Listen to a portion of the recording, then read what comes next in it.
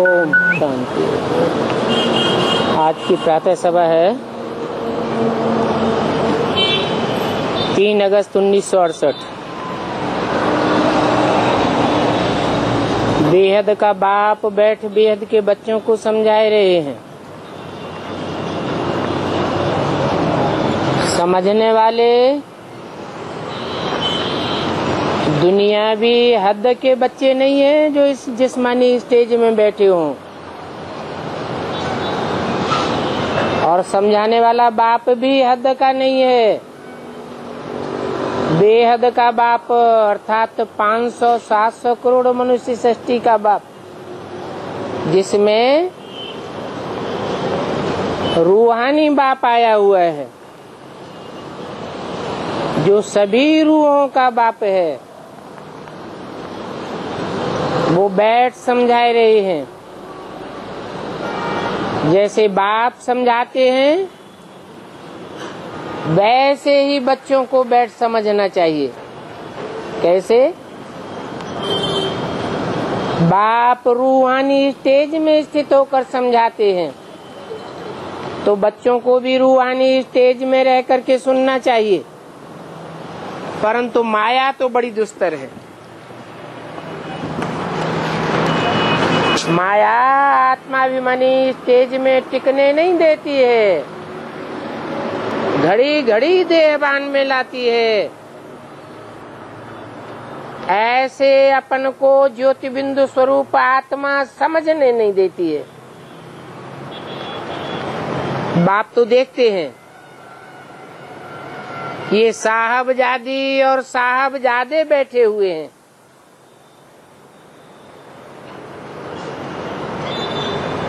साहब है ना, और वो साहब तो एक ही है। सिख लोग गाते भी हैं, जप साहब को तो सुख मिले।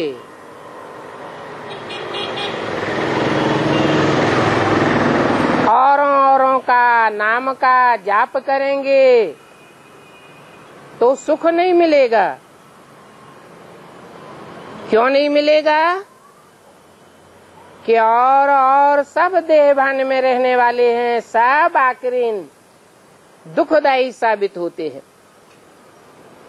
एक ही साहब है जो सदा शिव कहा जाता है, सदैव कल्याणकारी है, कभी भी दुख देकर किसी का कल्याण नहीं करता है। तो साहब को जपो, वो तो कहते हैं नाम को जपो। वो नहीं जानते हैं कि नाम का आधार काम होता है। जो जैसे काम करता है वैसा वैसा भक्ति मार्ग में उसका नाम जपा जाता है। रावण रुलाने का काम करता है तो रावयते लोकान रावण कहा जाता है। राम हरेक की मन बुद्धि को रमण कराने का काम करता है। बुद्धि रमण करती है, खेल करती है, प्रसन्न होती है, इसलिए उसको राम कहा जाता है। कहते भी हैं रम्यते योगिनो यस्मिन् इति राम। योगी बच्चे ही उसकी याद में रमण करते हैं। तो अभी तुम बच्चे साहबजादे और साहबजादियां हो, फिर भविष्य में शाहजादे और शाहजादियां बनाने के लिए बाप आए हैं।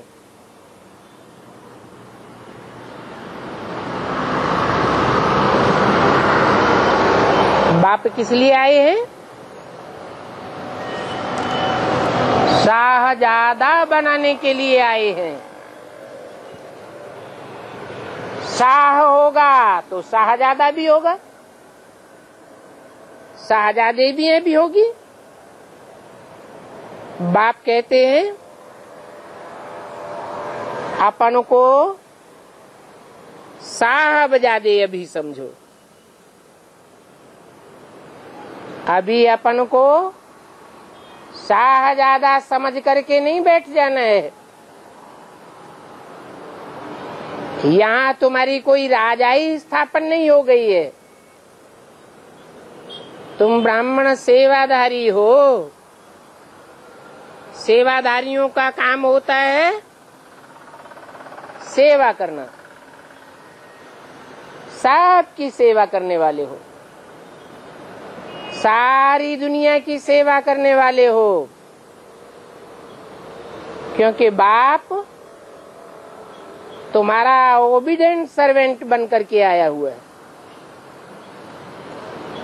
जो सेवाधारी होते हैं वो बड़े निर्माण चित्र होते हैं।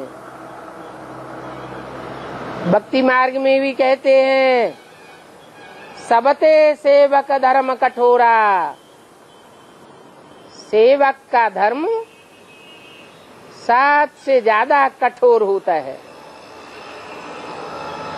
मालिक की बातों को भी सुनता है, झड़प को भी सुनता है और उसकी सेवा भी करता है। तो तुम सेवादारी ब्राह्मण अभी समझो, शाह और शाहजादे नहीं समझना। हाँ, साहबजादे हो, फिर तुम भविष्य में प्रिंस और प्रिंसेस बनने वाले हो। यहाँ तुम आए ही हो ये प्रिंस प्रिंसेस बनने के लिए। ये पक्का निश्चय रहे कि हम साहब के बच्चे और बच्चियां हैं। ये बात भी याद रहे तो बड़ी खुशी चढ़ी रहे। अपार सुख 21 जन्म के लिए मिलने वाले हैं, परंतु कर्म भी फिर ऐसे करने चाहिए। साहब देखते हैं कि इनके कर्म कैसे हैं। जो श्रेष्ठ कर्म करते हैं वो ही शाहजादे और साहबजादे शाहजादियां बनते हैं। परंतु बाप देखते हैं कि अभी ऐसे कर्म नहीं कर रहे हैं। देह अभिमान में आकर कोई न कोई श्रीमत के विपरीत कर्म कर लेते हैं। तो फिर ऐसे विपरीत कर्म करने वाले शाहजादे और शाहजादियां नहीं बन सकेंगे। फिर क्या बनेंगे? फिर जाकर के प्रजा में दास दासियां बन पड़ेंगे। अपने अपने कर्मों के अनुसार ही जन्म लेते हैं। बुद्धि में सदैव ये याद रखो कि अभी हम साहबजादे और साहबजादियां हैं, फिर हम भविष्य में शाहजादे और शाहजादियां बनेंगे। अच्छी तरह से बुद्धि में रखना चाहिए कि हम बैगर टू प्रिंस बनने वाले हैं।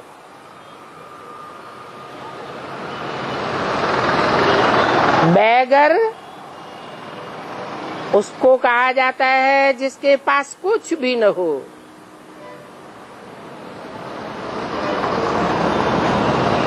घर भी न हो, पद भी न हो, मान मर्तबा कुछ भी न हो।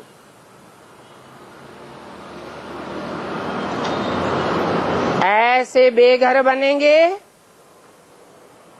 ईश्वरीय सेवा में अपने को अर्पण करेंगे तो तुम प्रिंस प्रिंसेस बन जावेंगे।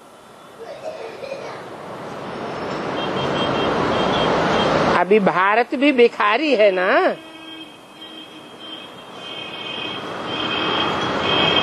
तो जो भारत अभी भिखारी है वो भविष्य में प्रिंस बनने वाला है।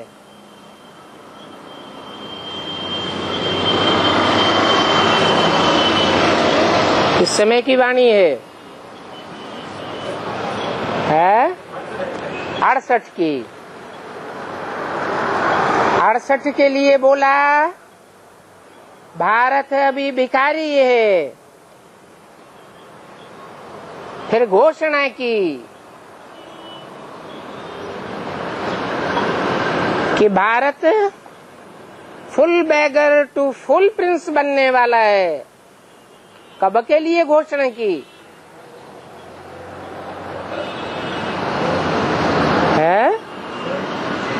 10 वर्ष की घोषणा की 66 में कि 10 वर्ष में भारत क्या बन जाएगा। लक्ष्मी नारायण के चित्र में घोषणा दी हुई है न नीचे। वो लक्ष्मी नारायण का चित्र कब बना था?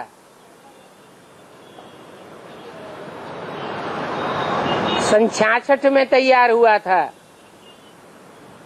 उस समय वो घोषणा छाप दी गई, मुरलियों में भी बोला गया, ज्ञानामृत पत्रिका में भी छपाया गया। तो इशारा देते हैं कि जो भारत बैगर बन जाता है उस भारत को बाप आकर के बैगर टू प्रिंस बनाते हैं। ये बाप का 5 ईयर प्लान शुरू होता है 76 से। 77 को संपूर्णता वर्ष मनाया गया। संपूर्ण बैगर तो संपूर्ण प्रिंस बन जाता है। अगर ईश्वरीय सेवा में संपूर्ण बैगर नहीं बनता, ये बात सभी ब्राह्मणों के लिए लागू होती है, तो फुल प्रिंस भी नहीं बन सकता। जितना जितना जो बैगर बनेंगे उतना उतना प्रिंस बनेंगे। कोई तो सतयुग के आज में ही प्रिंस बनेंगे और 21 जन्म लगातार प्रिंस बनते रहेंगे। राजाई घराने में जन्म लेते रहेंगे, परंतु हर जन्म में तो कोई राजा बन न सके। कोई फिर ऐसे भी होंगे जो त्रेता के अंतिम जन्म में जाकर के प्रिंस बनेंगे। वो भी कोई जरूरी नहीं है कि प्रिंस बनने के बाद फिर राजा बने। प्रिंसेस बहुत होते हैं और राजाएं थोड़े बनते हैं। तो तुम जानते हो कि भारत अभी बैगर टू प्रिंस बनने वाला है। तो बाप देखते हैं कि कोई अच्छे कर्म नहीं करते हैं तो जरूर ख्याल होगा इन विचारों की क्या गति हो जाएगी। ये कर्म की गति बड़ी न्यारी है और ये कर्म करना बाप ही आकर के सिखाते हैं। कर्म अकर्म और विकर्म की गति बाप बतलाते हैं। तो अभी तुम सिर्फ ये सिमरण करो कि हम साहबजादे हैं और साहबजादे साहब को जपें। भक्ति मार्ग में नाम जपना होता है और यहाँ ज्ञान मार्ग में है याद। नाम रूप धाम गुण कर्तव्य को सिमरण करने की बात है, स्मरण करने की बात है। कहेंगे मन मना भव, परंतु माया बड़ी दुस्तर है। ऐसी दुस्तर है जो कोई को कान से पकड़ लेती है। कैसे पकड़ती है? कान से एक बाप की बात न सुन करके औरों की बातें कान पर धर लेते हैं, सुनते हैं। बाप की बातों को एक कान से सुनते हैं, दूसरे कान से निकाल देते हैं और औरों की बात कान पर धर लेते हैं, धारण कर लेते हैं। तो कोई को माया कान से पकड़ लेती है, कोई को नाक से पकड़ती है। नाक से कैसे पकड़ती है? कुत्ते की कौन सी इंद्रिय बहुत तीखी होती है? नाक। सूंघा सांगी बहुत करता है और इस सूंघा सांगी में तीव्र गति होने के कारण ही उसको कुत्ता कहा जाता है, कामी कुत्ता। तो कोई ऐसे होते हैं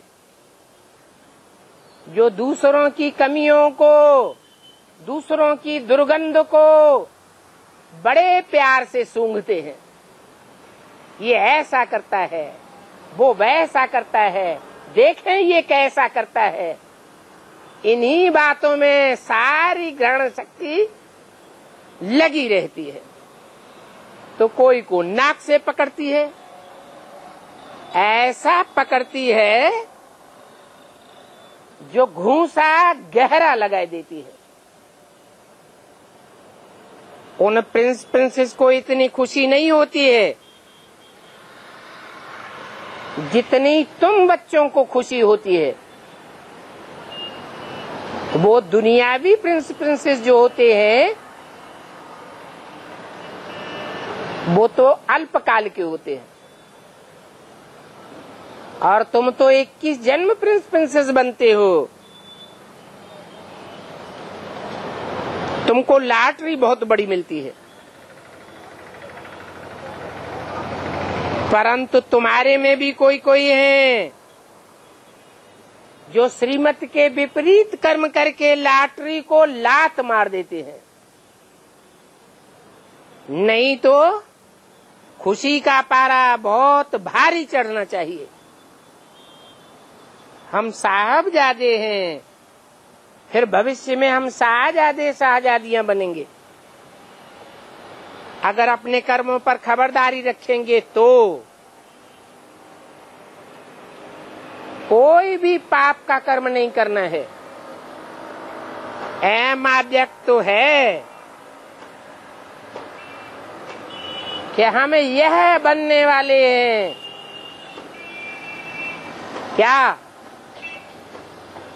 यह बनने वाले हैं? माने क्या?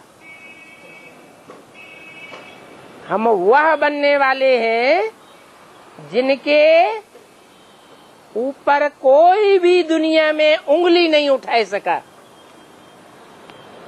33 करोड़ देवताओं के ऊपर उंगली उठाई गई है, सब देवताओं की ग्लानि की गई है। ब्रह्मा की ग्लानि की गई, शंकर की ग्लानि की गई, परंतु लक्ष्मी नारायण की कोई ग्लानि नहीं हुई है। तो बुद्धि में सदैव ये रहना चाहिए हम ऑब्जेक्ट कि हम यह लक्ष्मी नारायण बनने वाले हैं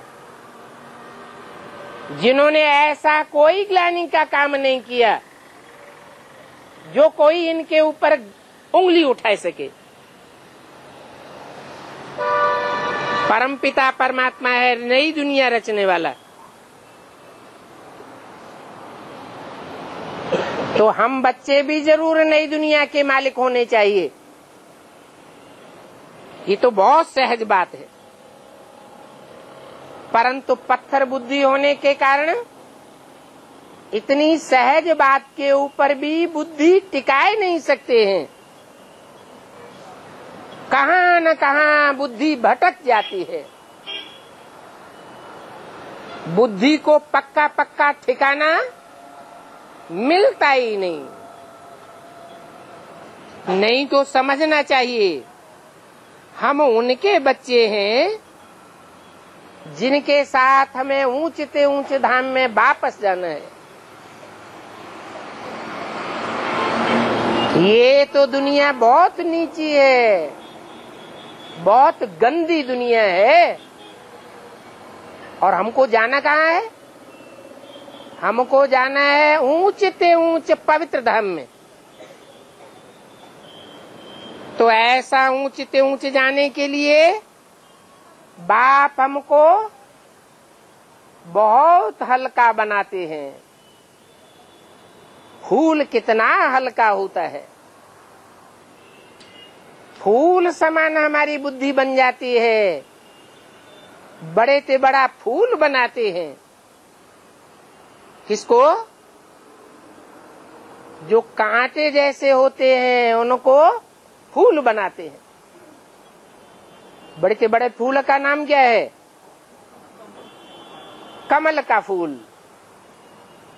कमल के फूल के समान हमारी प्रैक्टिकल जिंदगी बनाए देते हैं। माया फिर नाक से पकड़ लेती है। जब माया नाक से पकड़ती है तो पूरा ही कांटा बनाई देती है, छोड़ती ही नहीं है।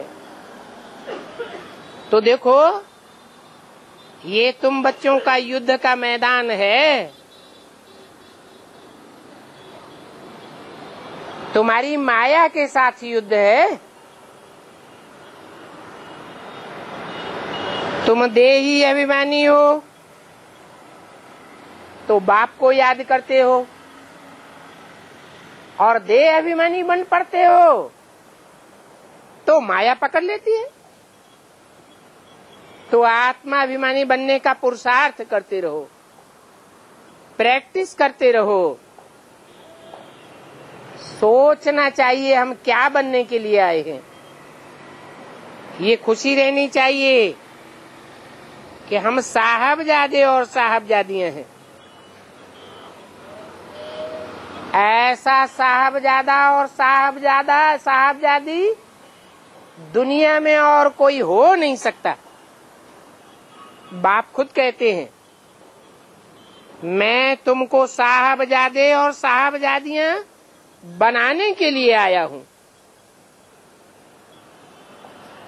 ऐसे नहीं कि ब्रह्मा के तन में सिर्फ पढ़ाई पढ़ाने के लिए आया हूं, मुरली चलाने के लिए आया हूं, मुरली चला के चला जाऊंगा। नहीं, इसलिए आया हूं तुमको साहबजादे साहबजादियां बनाने के लिए आया हूं। फिर तुम प्रिंस प्रिंसेस बन जावेंगे। सो भी विश्व के शाहजादे बनेंगे, छोटे मोटे शाह के जादे नहीं बनेंगे। नाम ही पड़ता है शाहजहां। जहां माने सारी दुनिया, सारी दुनिया का जो शाह बनता है कौन? नारायण। उस विश्व के मालिक के तुम बालक बनते हो। ये लक्ष्मी नारायण विश्व के मालिक है ना, ऐसा तुमको भी बनना है। और तुम थे भी, फिर धीरे धीरे सीढ़ी नीचे नीचे उतरते आए हो। ये कितनी सहज बातें हैं समझने की। विपरीत कर्म करने से पद भ्रष्ट हो जाएगा। ये बात याद करते रहो कि बाप जो श्रीमत देते हैं उस श्रीमत के अनुकूल हम कर्म करते रहेंगे तो पद ऊंचा होता जाएगा। माया की मत पर या प्रभाव में आकर के विपरीत कर्म करेंगे तो पद भ्रष्ट हो जाएगा। कोई भी विकर्म न करो। ये समझना तो बहुत सहज बात है। बाप कहते हैं अति सहज रीत में तुमको बैगर से प्रिंस बनाता हूं। इस समय तुम बाप के बच्चे हो। बाप गरीब निवाज बन करके आया हुआ है। साहूकारों को बैगर टू प्रिंस नहीं बनाता है। जो गरीब होते हैं, बेघर होते हैं, ऐसे बेगर्स को मैं प्रिंस बनाता हूं। तुम्हारे दिल में ये बात है कि हम नर से नारायण बनने आए हैं, तो जरूर पहले साहबजादे और साहबजादियां बनना पड़े, फिर ये शाहजादे और शाहजादियां बनेंगे। तुम्हारा एम ऑब्जेक्ट भी ये है। तो बुद्धि में रहना चाहिए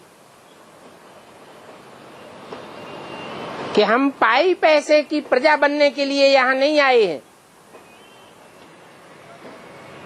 प्रजा वो बनते हैं जो औरों से प्रभावित होते रहते हैं। प्रभावित माना ही प्रजा। हम तो सिर्फ बाप की बातों से प्रभावित होते हैं। बाप के अलावा और कोई की बातों का हमारे ऊपर कोई प्रभाव नहीं पड़ता है। अगर औरों की बातों से प्रभावित होते रहेंगे तो हम राजा नहीं बनेंगे। क्यों? क्योंकि राजा बनाने वाला, राजयोग सिखाने वाला एक ही बाप है। और दुनिया में ऊंचे से ऊंचा कोई भी धर्म पिता, कोई भी महात्मा, कोई भी धर्मात्मा ऐसा नहीं हुआ है जिसने राजाई सिखाई हो। सब दास दासी बनाते हैं, अपने अंडर में चलाते हैं। बाप तो कहते हैं मैं तुम्हारा ओबीडिएंट सर्वेंट बन करके आया हुआ हूँ और तुमको राजा महाराजा बना के जाता हूँ। मैं तो नहीं बनता हूँ। ऐसा निष्कामी और दुनिया में कोई भी हो ही नहीं सकता। फिर भी बाबा देखते हैं कि बच्चों की अवस्था ऐसी है, चलन ऐसी है कि माया अच्छी रीत से नाक कान से पकड़ लेती है और नंबर बार पुरुषार्थ अनुसार पकड़ती है। बाबा कोई सभी बच्चों के लिए एक बात नहीं कहते हैं, क्योंकि सब बच्चे एक जैसे पुरुषार्थी नहीं हैं। बाप जानते हैं मैं तो कल्प कल्प आता हूँ यह लक्ष्मी नारायण जैसा बनाने के लिए। वो बेहद का बाप सभी का फादर है और हम सभी ब्रदर्स हैं। तो जरूर हम साहबजादे और साहबजादियां हैं। बाप द्वारा हम शाहजादे शाहजादियां बनेंगे और कल्प कल्प बनते रहेंगे। कितना सहज है, परंतु माया इतनी सहज बात के ऊपर भी निश्चय पक्का नहीं होने देती। ये युद्ध का मैदान तो अंत तक चलेगा। जब तक विनाश हो और जब तक तुम माया पर जीत पहनो तब तक ये युद्ध चलता ही रहेगा। इस समय तुम्हारा मर्तबा बहुत ऊंचा है। इस समय माने इस पुरुषोत्तम संगम युग में तुम्हारा मर्तबा जितना ऊंचा बनता है उतना ऊंचा मर्तबा और दुनिया में किसी भी जन्म में नहीं बनता। जैसे आसमान के सितारे होते हैं, कितनी ऊंचाई पर चमकते हैं, वो हैं आसमान के सितारे। और तुम बनते हो धरती के सितारे, जो विनाश के टाइम पर, महाविनाश के समय सारी दुनिया के बीच सबकी आंखों में इतने ऊंचे होकर के चमकते हो। तुम्हारी चमक ज्ञान की चमक है, ज्ञान की लाइट मारते हो। सारी दुनिया तुमको बहुत ऊंच समझती है, तो अपनी ऊंचाई को कब भूलना नहीं चाहिए। बाबा बताते हैं कि अभी तो इस दुनिया में ऊंचे ऊंचे धंधे करने वालों का मर्तबा बहुत है, ऊंचे ऊंचे पदमान मर्तबा, कुर्सियों पर बैठने वालों का मर्तबा बहुत है, धंधाधोरी वालों का मर्तबा बहुत है, पैसे वालों का मर्तबा बहुत है। लेकिन अभी थोड़े समय में ही ऐसा टाइम आने वाला है कि सब धंधों में होगा नुकसान, सब धंधे चौपट हो जाएंगे। एक ईश्वरीय धंधा संसार में इतना तीव्र गति से चलेगा जो सबको आश्चर्य हो जाएगा, और कोई भी धंधा अब चलने वाला नहीं है। देखने में भी आता है कि और धंधे चौपट होते जा रहे हैं। खास भारत में तो ऐसा हो रहा है। बाबा ऐसे नहीं कहते हैं अपने घर गृहस्थ में न रहो, घर गृहस्थ में भले रहो लेकिन मन मना भव होकर के रहो। अपने बाप को याद करते रहेंगे तो तुम नर से नारायण बन जाएंगे। 3 अगस्त 68 की वाणी का दूसरा पेज। और बाप को याद करना ये कोई कठिन है क्या? ये सभी को समझाते रहो कि ईश्वर हम सभी आत्माओं का बाप है।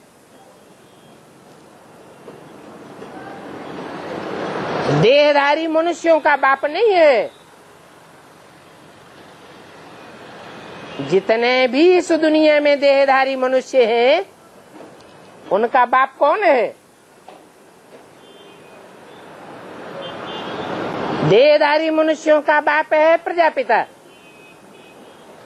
और उन मनुष्यों में रहने वाली जो आत्मा है, उन आत्माओं का बाप है परमपिता परमात्मा शिव, जिसे ईश्वर कहा जाता है।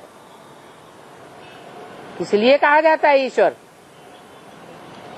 क्योंकि वो ईश्वरत्व अर्थात शासन करने वाला है, और मुसलमानों की तरह तलवार के जोर से शासन करने वाला नहीं है,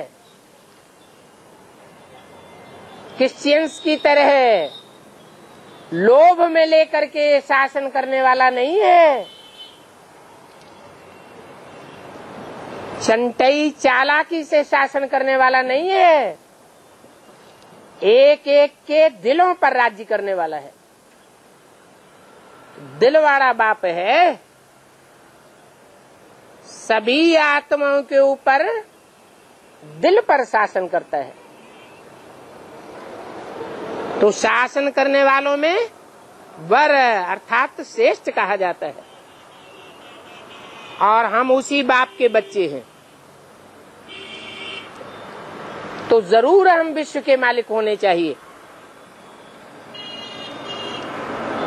वो एक ही बाप है जो नई दुनिया रचने वाला है। प्यार का सागर कहा जाता है, इसलिए नई दुनिया रचने वाला है। सारे विश्व के ऊपर शासन करने वाला है और सारे विश्व का मालिक बनाने वाला है। नहीं तो जोर जबरदस्ती से दुनिया में कोई भी हिटलर, नेपोलियन अथवा कोई भी शेक्सपियर शासन नहीं कर सका है, क्योंकि उन्होंने हिंसा के आधार पर शासन करना चाहा, और बाप आकर हम बच्चों को भी अहिंसक बनाते हैं, डबल अहिंसक बनाते हैं। स्थूल हिंसा भी नहीं करने देते और सूक्ष्म हिंसा भी नहीं करने देते। तब नई दुनिया बनती है। ये पुरानी दुनिया को रावण की दुनिया कहा जाता है। ये रुलाने वालों की दुनिया है। सारे विश्व के ऊपर राज्य करने की आकांक्षा करने वाले आतताई रावण हैं।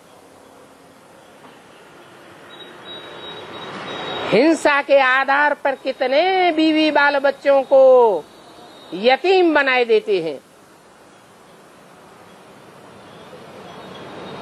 बाप आते हैं तो ऐसी हिंसा को नेस्त नाबूद कर देते हैं 2500 साल के लिए। कितना अच्छा समझाते हैं।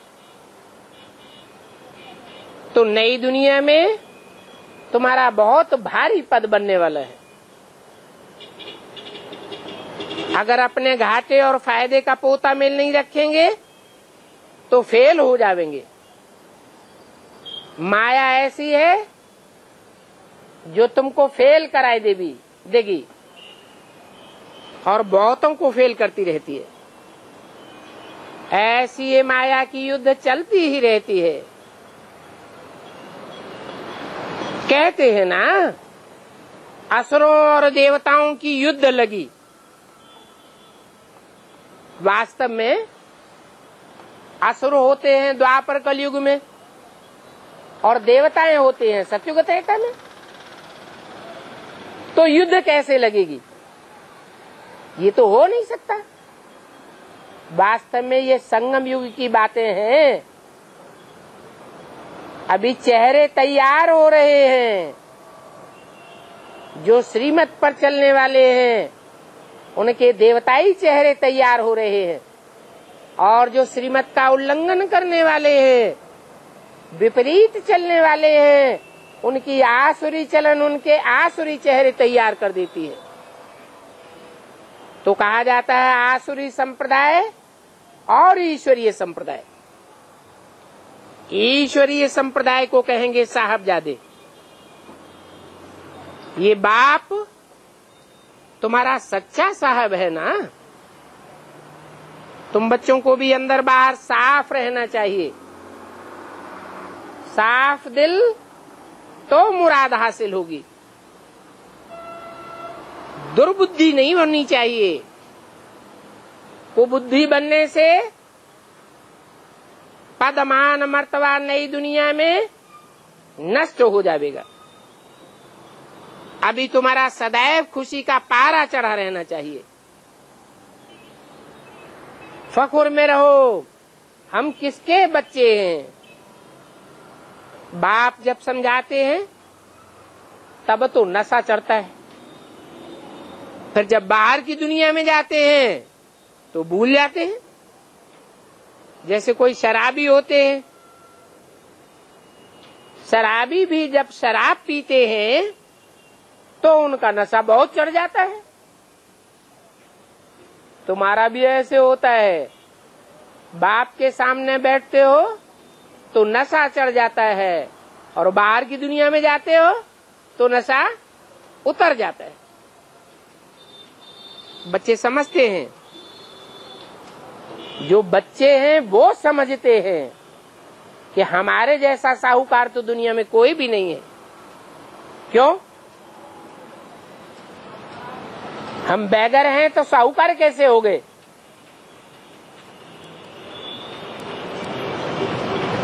बैगर हैं दुनियावी धन के हिसाब से। जो दुनियावी धन आज है और कल नहीं रहेगा। और धनवान किस हिसाब से हैं? साहूकार हम किस हिसाब से हैं? हमारे जैसा साहूकार दुनिया में कोई भी नहीं है। जो बेहद का धन है ज्ञान रतन, वो बेहद के ज्ञान रतन हम धारण करते हैं। दुनिया में इन रत्नों को कोई भी नहीं धारण कर रहा है, किसी को परवाह नहीं है इन ज्ञान रत्नों को धारण करने की। और हमने धारण किया है क्योंकि हम जानते हैं कि यही ज्ञान रतन अब थोड़े ही समय के अंदर स्थूल रतन बनने वाले हैं। कैसे बन जावेंगे? जो दुनियावी धंधे से दुनियावी धन इकट्ठा कर रहे हैं, वो सब धंधे चौपट होने वाले हैं। और हम ईश्वरी धंधा करने वाले ब्राह्मण ज्ञान रतन इकट्ठे कर रहे हैं, जो विनाश के टाइम पर हर धर्म की मनुष्य आत्माएं ईश्वरीय ज्ञान के पीछे पागल होकर के दौड़ेंगी। पूरा पश्चिम उत्तर दक्षिण चौदिश काल फिरे। जब ऐसी स्टेज होगी तब ज्ञान का बोलबाला हो जाएगा। तो बोला, बाप तुमको ये अमृत का प्याला पिलाते हैं, इससे तुम इस समय तुम जैसे कि स्वर्ग में बैठे हो। बाहर निकलने से माया के राज्य में चले जाते। बाप तुमको ज्ञान और योग का नशा चढ़ाते हैं, परंतु यहाँ से उठकर बाहर जाने से फिर भूल जाते।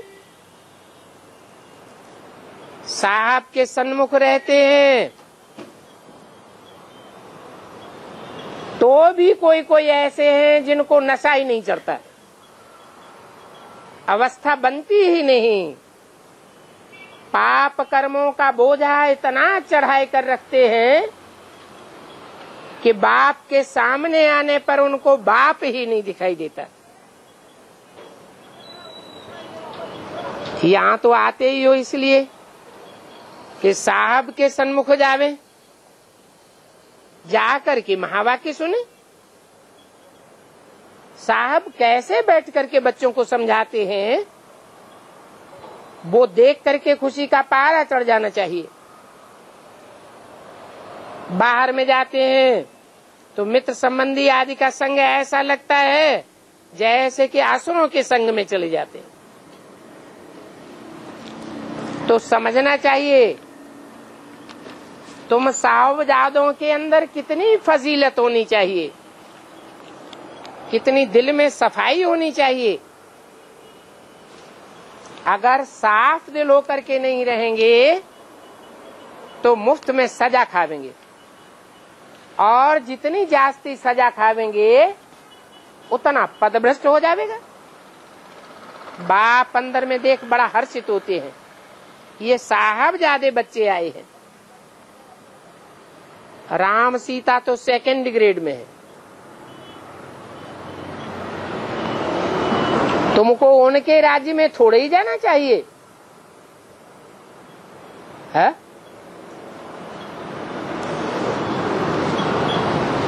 त्रेता में नहीं जाना चाहिए? जाना चाहिए या नहीं? नहीं जाना चाहिए। लेकिन सतयुग में जितने भी शाहजादे शाहजादियां बनेंगे या प्रजा बनेंगे, वो त्रेता में जावेंगे या नहीं जावेंगे? हैं? जावेंगे।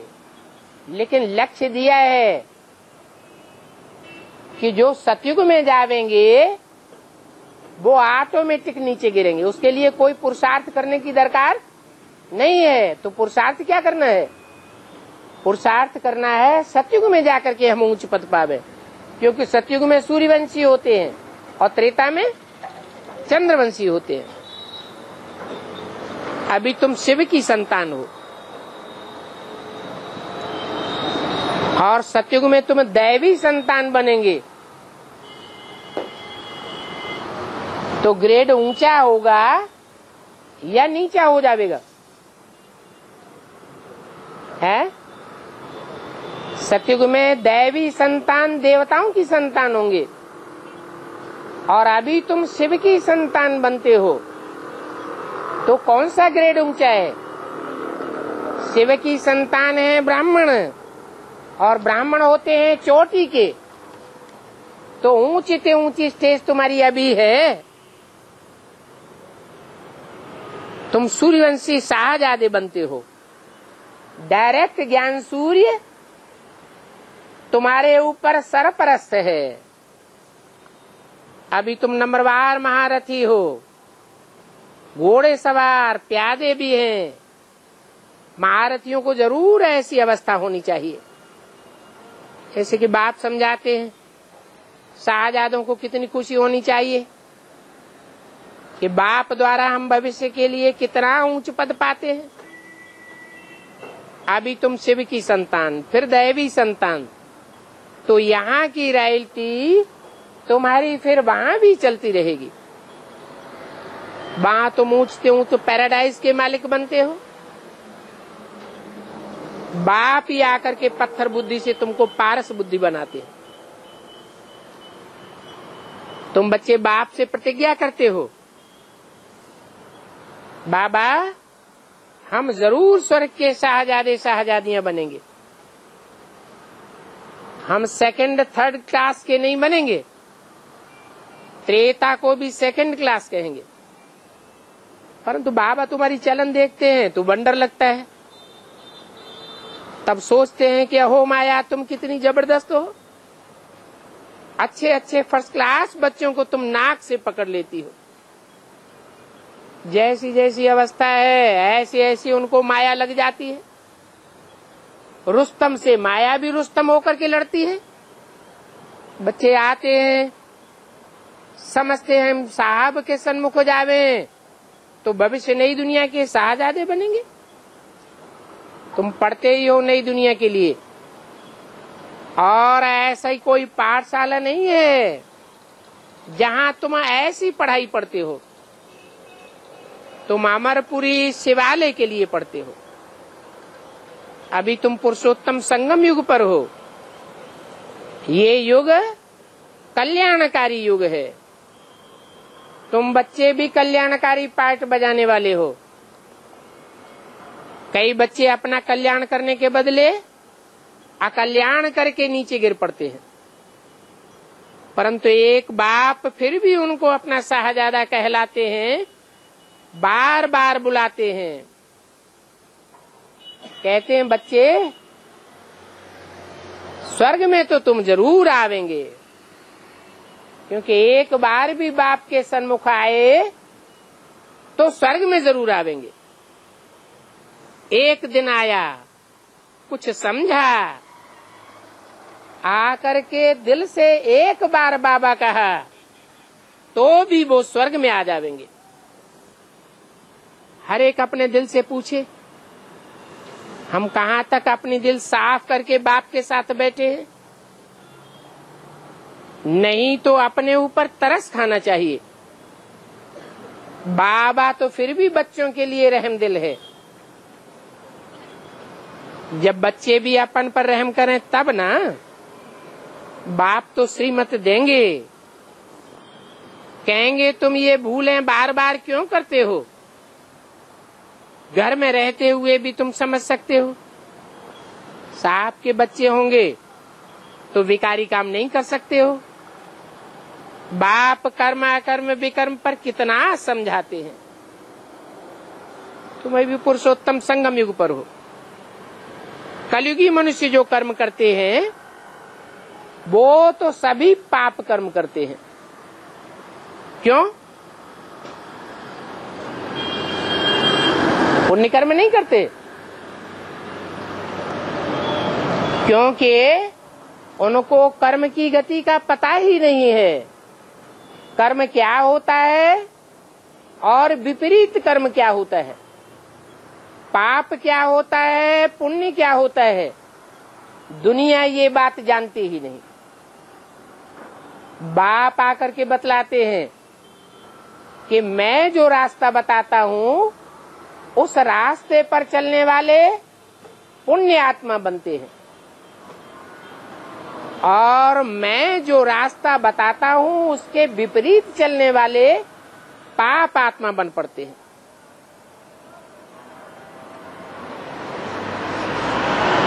भ्रष्टाचारी बन पड़ते हैं। भ्रष्टाचारी मनुष्य कैसे कर्म करेंगे? भ्रष्टाचारी मनुष्य भ्रष्ट आचरण करने वाले कर्म ही करेंगे। श्रेष्ठाचारी देवताएं श्रेष्ठ कर्म ही करते हैं। परंतु श्रेष्ठ कर्म तुम अभी संगम युग पर करते हो। सतयुग में जब तुम देवता बनेंगे तो चाहे श्रेष्ठ कर्म करेंगे तो भी उन कर्मों का कोई प्रभाव नहीं होगा, कर्म अकर्म हो जाएगा। एक तो तुम विकारी बनते हो, दूसरे फिर मेरी ग्लानि करते हो, तो ये डबल पाप का बोझा चढ़ जाता है। विकारी कर्म करने वाले की बुद्धि विकृत हो जाती है, और जब बुद्धि विकारी बन जाती है तो वाचा भी विकारी बन जाती है। कर्म इंद्रियां तो विकारी कर्म करती ही हैं, परंतु वाचा विकारी होने से बाप की ग्लानि करने का लग पड़ते हैं। तो कितना अपकार करते आए हो ड्रामा अनुसार, और कितनी कच्ची कच्ची गाली बाप को तुमने दी है। देवताओं को भी गालियां देते हो। इसके लिए कहा जाता है यदा यदा हि धर्मस्य, जब जब धर्म की ग्लानि हुई है तब तब मैं आता हूँ।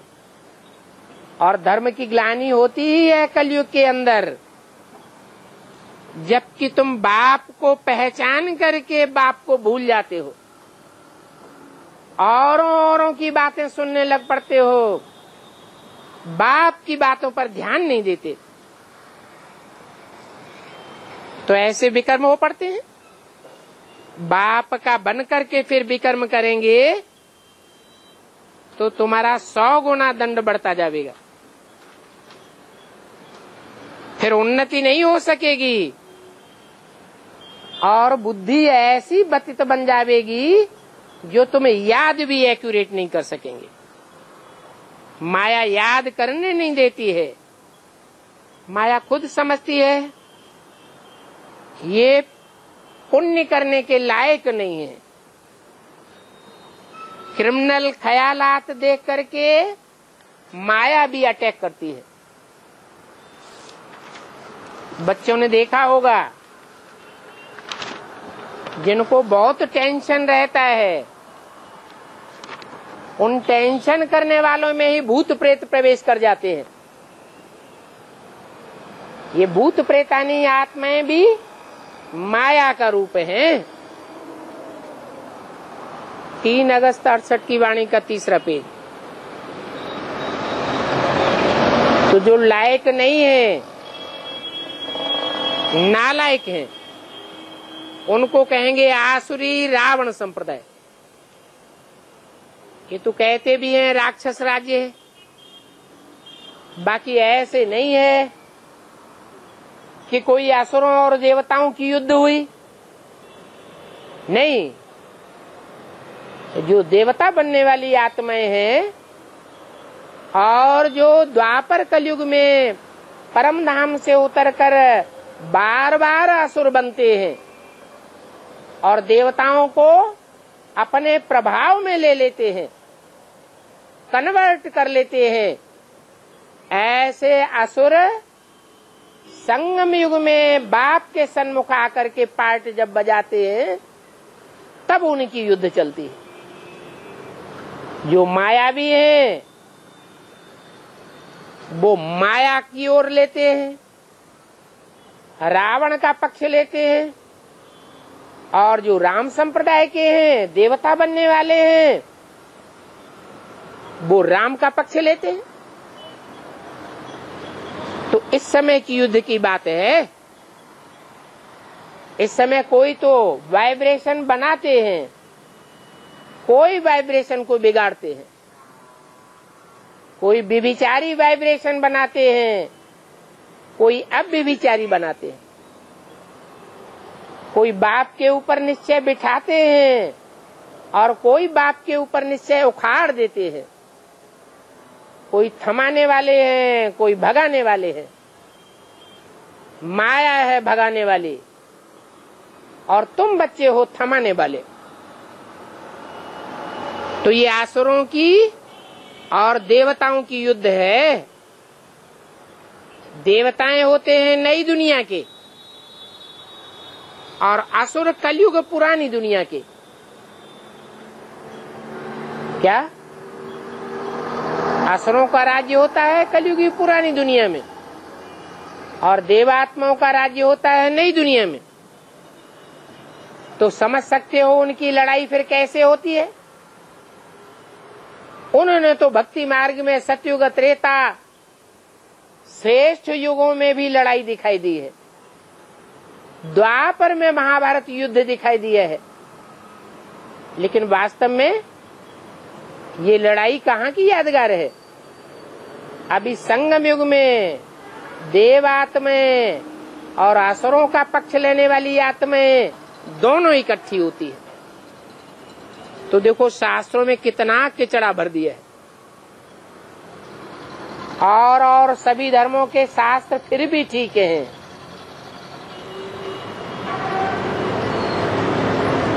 ये तो मनुष्यों ने बैठ बनाए हैं। अभी बाप जो राजयोग सिखलाते हैं वो राजयोग की बातें तो प्रायः लोप हो जाती हैं। इन भारतवासियों के ही झूठ शास्त्र झूठे हैं तो अपन को हिंदू कह दिया है। उनको पता ही नहीं है कि हमारा धर्म कब स्थापन हुआ और किसने स्थापन किया है। कभी कहते हैं राम ने, कभी कहते हैं कृष्ण ने, कभी क्या बोलते हैं, कभी क्या बोलते हैं। बाप बतलाते हैं कि 5000 वर्ष की बात है। ड्रामानुसार फिर भी ऐसे भक्ति मार्ग के शास्त्र बनावेंगे। जब शास्त्र बनावेंगे तो सच की रत्ती भी नहीं रहेगी, झूठ ही झूठ। ईश्वर बाप को तो उड़ा ही देते हैं। गीता का भगवान ही झूठा कर दिया तो झूठ माना झूठ, सच की रत्ती नहीं। बाप जो सचखंड स्थापन करते हैं उसमें सच ही सच होता है। क्या सच्चा होता है। और रावण जो झूठ राज्य स्थापन करते हैं, झूठ खंड बनाते हैं, उसमें झूठ ही झूठ होता है। क्या झूठ होता है। राम जो नई दुनिया स्थापन करते हैं सबकी बुद्धि में होता है कि हम ज्योति बिंदु आत्मा हैं। ये है सच्ची बात। और रावण जो रावण राज्य स्थापन करते हैं उसकी सबकी बुद्धि में बैठ जाता है कि हम देह हैं, देवान में आते हैं। देह के जो बाप हैं, धर्म पिताएं हैं, उनका वर्चस्व हो जाता है। फिर भी जो सब मनुष्य मात्र का बाप है, जिसमें शिव बाप आते हैं, वो फिर भी लोप हो जाता है। तो झूठ ही झूठ। अभी तुम बने हुए ईश्वरीय संप्रदाय, ये बात कब भूलो नहीं।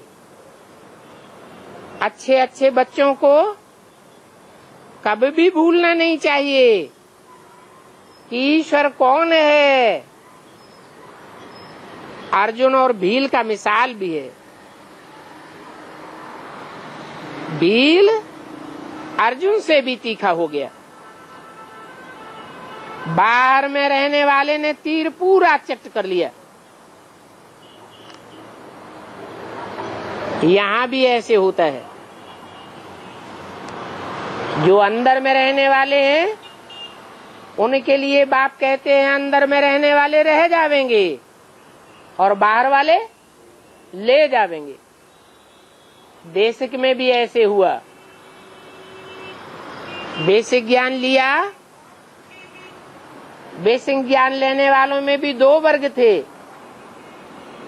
एक अंदर वाले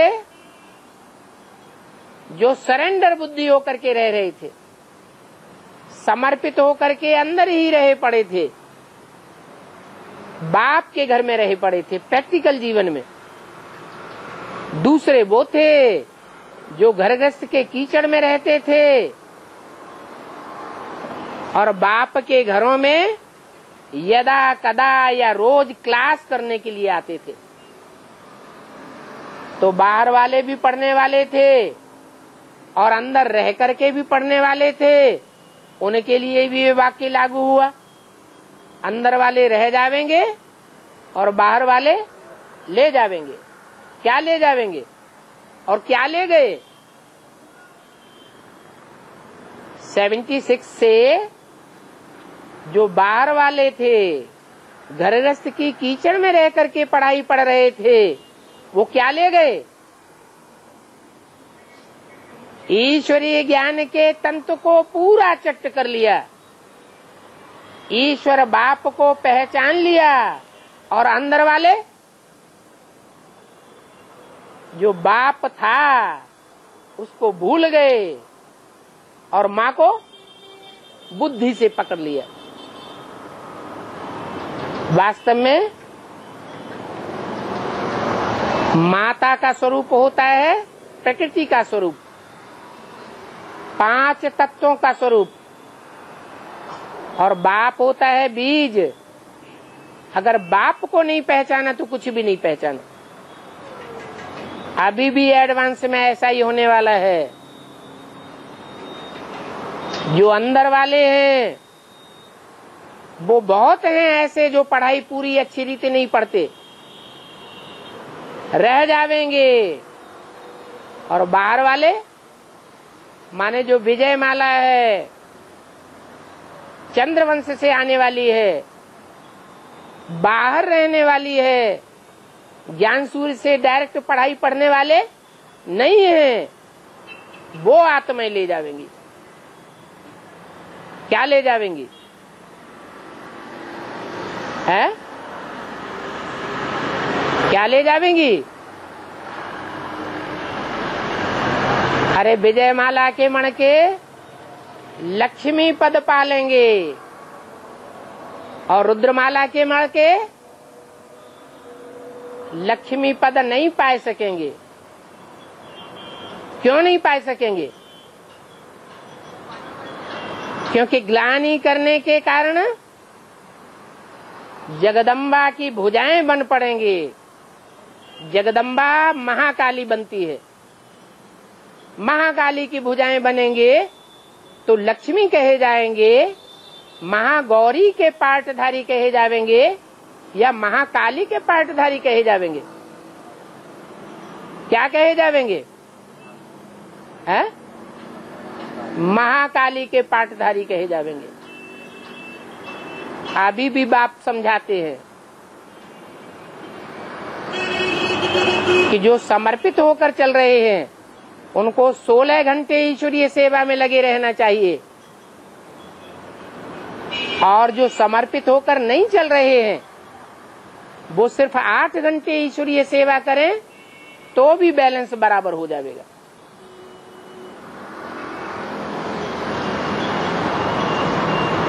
तो बोला बाहर में रहने वालों ने पूरा तीर चट्ट कर लिया। बाप कहते हैं घर में रहने वाले इतना उठाए नहीं सकते हैं जितना बाहर वाले ले जावेंगे। अब बाहर वाले किसको कहा? जो उठा ले जावेंगे।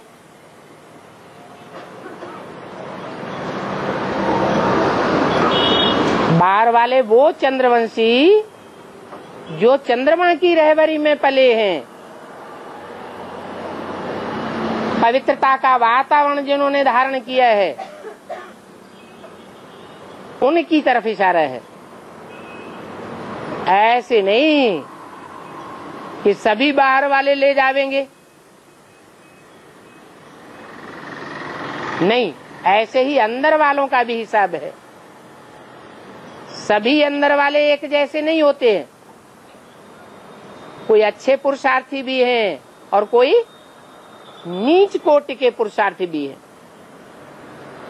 संसार को दिखाने के लिए कागज पर लिख कर देते हैं कि हम समर्पित हैं। सम माने संपूर्ण, अर्पित माने अर्पण में जीवन है, परंतु दिल एक दूसरे में फंसाए देते हैं। एक दूसरे की बात मानने लग पड़ते हैं, बाप की बातों को लात मार देते हैं। तो बोला अंदर वाले रह जावेंगे और बाहर वाले ले जावेंगे। माया बुद्धि को एकदम चट कर देती है। अभी बाप कहते हैं कि मैं आया हुआ हूं, ऐसे नहीं कि आकर के चला गया। ब्रह्मा के तन में आया, मुरली चला के चला गया, नहीं। शिव बाबा आया है तब तो जयंती यादगार मनाते हैं। बाप कहते हैं मेरा जन्म अलौकिक है। इस लोक में जैसा जन्म माना जाता है वैसा मेरा जन्म नहीं है। माना लोक में तो बच्चा पहले गर्भ में रहता है, गुप्त होता है, फिर बाहर में प्रत्यक्ष होता है। वो तो हद की बात हो गई, उसको जन्मदिन मनाना कहते हैं। लेकिन ये है बेहद का जन्म। कैसे? बाप पहले गुप्त होकर के पार्ट बजाते हैं, ऐसा गुप्त पार्ट बजाते हैं कि कोई को भी पता नहीं चलता, पक्का निश्चय नहीं होता कि बाप आया हुआ है। आज निश्चय करते हैं, कल निश्चय उखड़ जाता है। तो निश्चय बुद्धि जीने वाला कहें या घड़ी घड़ी मरने वाला कहें, क्या कहें? घड़ी घड़ी जीते हैं, घड़ी घड़ी मरते हैं। तो मृत्यु लोक में है या अमरलोक में है? मृत्यु लोक में है। फिर ऐसा भी टाइम आता है